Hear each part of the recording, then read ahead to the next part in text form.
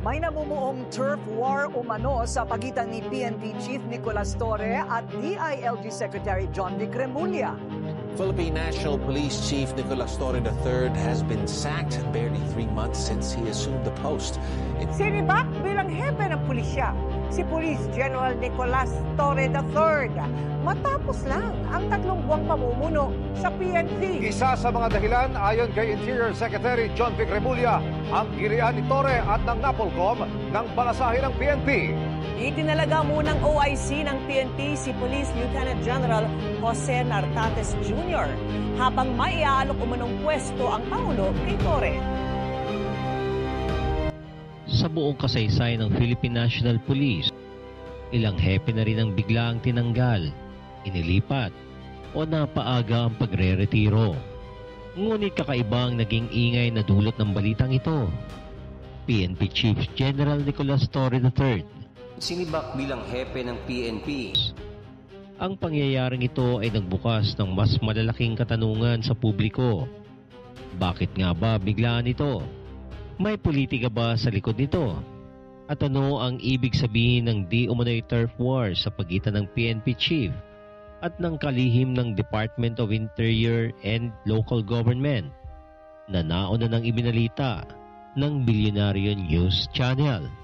Yan ang ating tatalakayin ngayong araw. Kaya kung ready ka na, please fasten your seatbelt, mag-relax, at i-enjoy ang bawat eksena.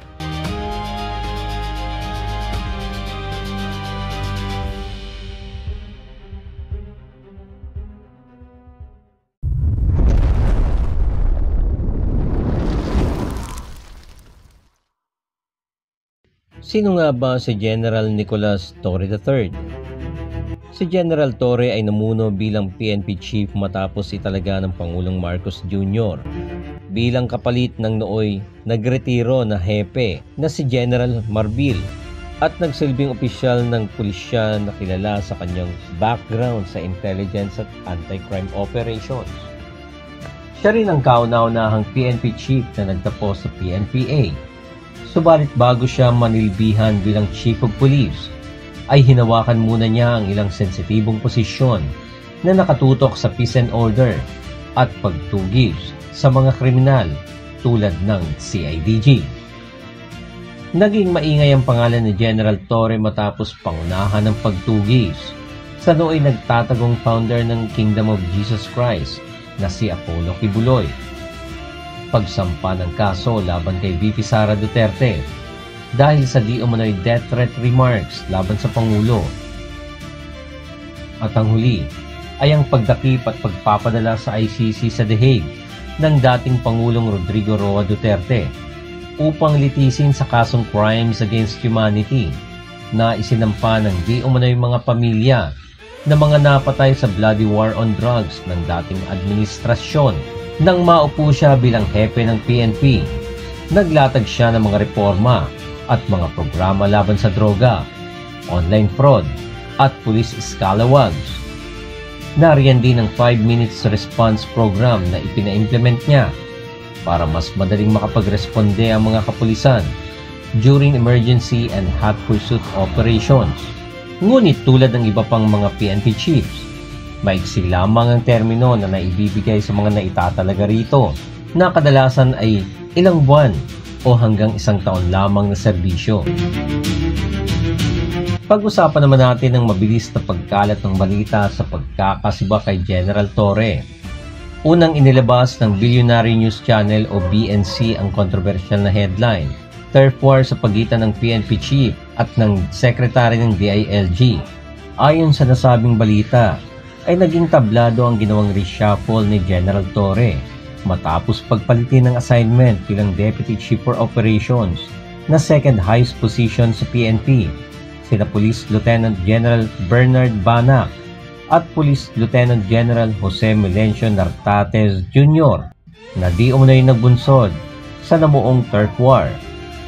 Dagdag pa nito, ipinaliwanag ng BNC na bagamat may kapangyarihang mag-designate, mag-assign o mag-reassign ng PNP Chief ng mga commissioned police officer sa 3rd level, nasa kamay pa rin di umano ng NAPOLCOM na isang attached agency ng DILG ang kapangyarihan na mag-review, mag-approve, at mag-modify ng mga isasagawang reshuffle alinsunod sa provision ng RA 6975. Nito lang daw August 9, 2025 ay naglabas ng resolusyon ang NAPOLCOM para sa placement ng third-level positions na kailangan ng review, confirmation ng Commission and Bank na pinamumunuan din ni DILG Secretary John Vic Remulla. Pero nalabag di umano ang proseso sa reassignment ni General Torre, kaya ni-recall, sinet aside at pinamodify ang reassignment ni Banak at Nartates at ng 10 pang opisyales. Panoorin natin ang maikling clip na ito. Sa third-level positions, base sa Section 26 ng Republic Act 6975, ang kapangyarihan na mag-review, approve at mag-modify nito ay nasa NAPOLCOM. Nitong August 9, nag-issue ng resolusyon ng NAPOLCOM para sa placement ng third-level positions na kailangan ng review at confirmation ng Commission and Bank. Pero nalabag daw ang proseso sa reassignment ni Torre, kaya ni-recall, sineset aside at ipinapamodify ang designations, assignment at reassignment ni Banak at Nartates. Kasama sina Police Major General Robert Alexander Morico II, Police Major General Anthony Aberin, Police Brigadier General Paul Kenneth Lucas, Police Brigadier General Jack Wangki, Police Brigadier General Romeo Macapas, Police Brigadier General Arnold Argente, Police Brigadier General William Segun, Police Colonel Hansel Marantan, Police Colonel Jonathan Abella at Police Colonel Arnold Rosero.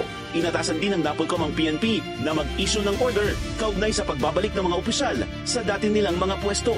Dated August 14 ang dokumento at pirmado ni na SILG Remulla, Commissioner Rafael Calinisan, Vice Chairperson and Executive Officer ng NAPOLCOM at 3 pang Commissioner, pero blanco o walang pirma ang Chief PNP. Matatandaan na kabilang sina Nartates at Torre sa mga opisyal na pinagpilian ng Pangulo na papalit sa nagretirong si General Romel Marbel. Wala pa namang pahayag ang PNP kaugnay dito. Para sa Subalit ano't anuman ang kahantungan ay malinaw na kailangang idaan sa tamang proseso ang lahat ng mga bagay dahil mayroong kaakibat ng mga consequences ito kapag nagkamali.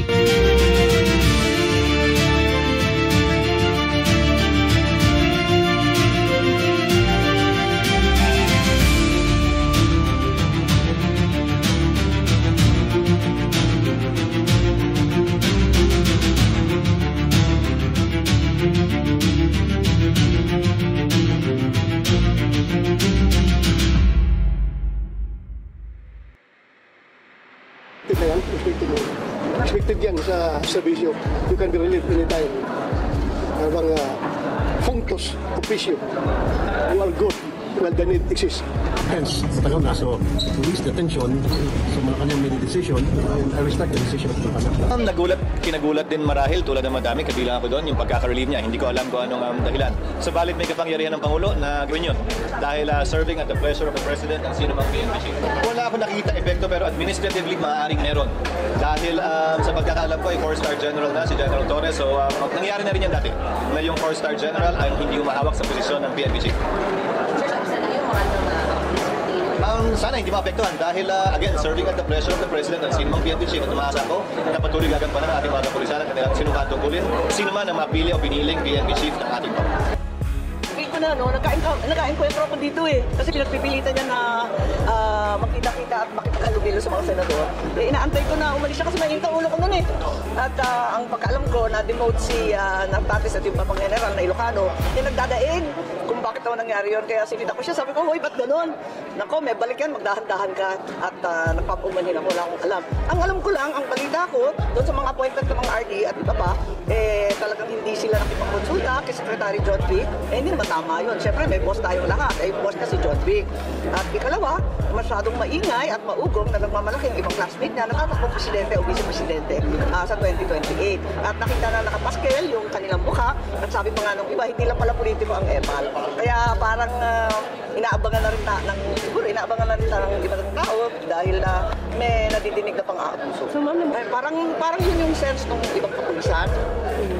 May naririnig lang ako. Yun ang dahilan, you think, ma'am? Hindi ko alam kung ano yung dahilan. Ang alam ko lang na nagkaroon ng order tungkol sa mga appointment na naiiba yung kay SILG. Hindi naman maaaring gano'n. Dapat naman talagang magkasundo sila. Nakakahiya naging publiko pa yung alitan nila. Hindi tama. Do you find it disturbing yung parang sabi niyo, ma'am, pamumulitik ako, General Torre? Ewan ko kung anong marason yung tinatakbuhan nila. Marami sila masyado. Ang pagkakasiba kay General Torre bilang PNP Chief ay malinaw na nagpapakita ng tatlong bagay. Una, fragility ng leadership sa PNP, na kahit ang pinakamataas na opisyal ay maaaring mapalitan sa isang iglap kapag may tensyon sa itaas. Ikalawa, politika at PNP ay magkaugnay. Hindi maikakaila na ang bawat reshuffle at appointment ay may halong political consideration. Ikatlo, epekto sa moral at imahe. Kapag paulit-ulit ang ganitong pangyayari, naaapektuhan ang moral ng mga pulis at tiwala ng publiko sa ating mga institusyon. Ang sinasabing turf war sa pagitan ni General Torre at DILG Secretary John Vic Remulla ay nagsilbing mitsa ng kontrobersya. Ngunit ang mas malaking tanong, ang pagbabago bang ito ay para sa ikabubuti ng serbisyo publiko o isa na namang kabanata ng politikang naglalaban-laban sa loob mismo ng ating peace and order system? Ngunit sa dulo nito, nananatiling palaisipan ang tunay na dahilan ng biglang pagkawala ni General Torre sa pwesto. Isang reshuffle na normal sa hanay ng PNP, ngunit ang mga bulungan, isang power struggle na nag-uugat sa politika at interes. Para sa taong bayan, ang mahalaga ay hindi kung sino ang nakaupo, kundi kung paano mapapabuti ang seguridad ng bansa. Kung ang kapulisan ay laging ginagawang larawan ng politika, kailan pa kaya magkakaroon ng matatag at tunay na independenteng liderato? At sa bawat pagbabagong ito, isa lamang ang dapat manatiling malinaw. Ang pambansang pulisya ay nararapat na maging tagapagtanggol ng bayan, hindi ng iilang makapangyarihan.